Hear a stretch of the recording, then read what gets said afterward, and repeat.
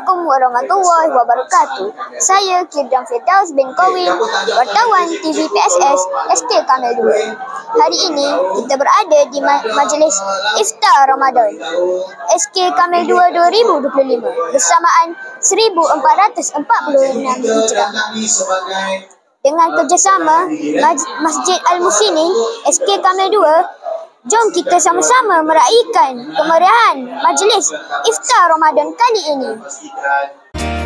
أيوة فيكم مننا نفس روحنا ودمنا قلبنا بيرتاح هوام للي فعلا زينا الكلام نفس الكلام حتى نفس الاهتمام عشرة مش ممكن تهون يوم من الأيام حتى لوننا وشكلنا. Bersama saya pada hari ini ialah Ustaz Nik Safauddin bin Nik Mustafa selaku penyelaras utama Majlis Iftar Ramadan. Ustaz, apakah objektif utama majlis ini diadakan? Terima kasih kepada adik Kidran.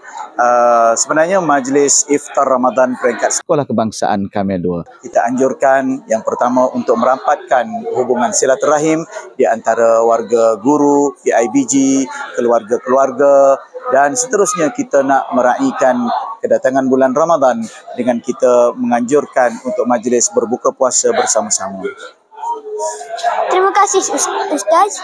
Semoga program ini mencapai objektif yang diharapkan. Sama-sama. Baik, bersama saya juga pada petang ini Tuan Guru Besar Encik Sophie bin Mazin. Apakah pandangan Tuan Guru Besar tentang suasana sambutan iftar tahun ini? Assalamualaikum warahmatullahi wabarakatuh. Bagi pandangan saya, sambutan iftar pada tahun ini agak memberangsangkan, iaitu kira-kira 280 orang hadir untuk sambutan iftar kita pada Ramadan ini, dan harapan sayanya agar tahun-tahun depan kita boleh adakan lagi yang lebih meriah daripada ini lagi. Ya.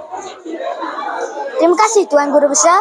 Benar seperti yang dikatakan, sambutan iftar tahun ini ada auranya yang tersendiri dan kemeriahannya cukup terasa.